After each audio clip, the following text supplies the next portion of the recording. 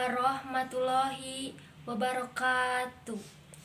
Assalatu wassalamu ala asrofil anbiya'i wal mursalin wa ala alihi wassohbihi ajmain, amma ba'du. Ibu guru pangajar bahasa Sunda nu kusim kuring dipika hormat sareng rerencangan sadayana kelas 11 MIPA 3 nu kusim kuring dipika cinta. Langkung ti payun hayu urang panjatkeun puji sinareng syukur ka Allah Subhanahu wa taala. Kalaya nikmat sareng hidayahna urang tiasa ngampel di ieu patempatan dina kaayaan sehat walafiat. Teu hilap sholawat sinareng salam mugia dilimpah curahkeun ka junjungan urang sadaya Kanjeng Nabi Muhammad sallallahu alaihi wasallam, ka para kulawargina, ka para sahabatna, tur dugi ka urang sadaya salaku umatna. Amin ya Allah ya rabbal alamin. Dina ieu kasempatan sim kuring bade ngadugikeun piantara ngeunaan panyalahgunaan narkotika di kalangan remaja.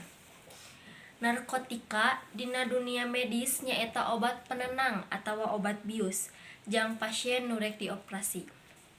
Narkotika teh mangrupa zat adiktif nu ngabahayakeun jeung bisa nyieun kacanduan pikeun jalmi nu ngonsumsina.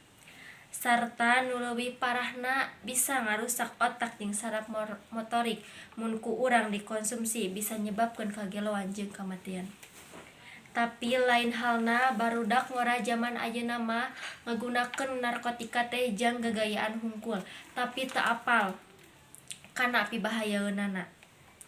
Anu ngagunakeun jeung ngedarkeun narkotika lamun kapanggih ku polisi bisa dipenjara.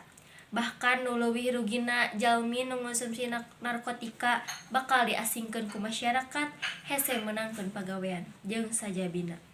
Nu matak urang tong hayang apal kana barang haram nu ngaranna narkotika jeung zat adiktif lainna anu matak ngarusak kahirupan urang ayeuna jeung kahirupan urang nu bakal datang.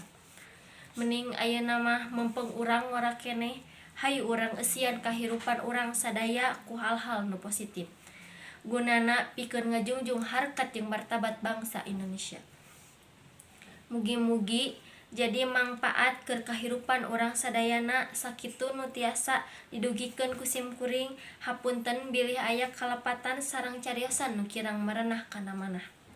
Hatur nuhun kasadayana perhatosanana. Akhirul kalam wabillahi taufiq wal hidayah. Wassalamualaikum warahmatullahi wabarakatuh.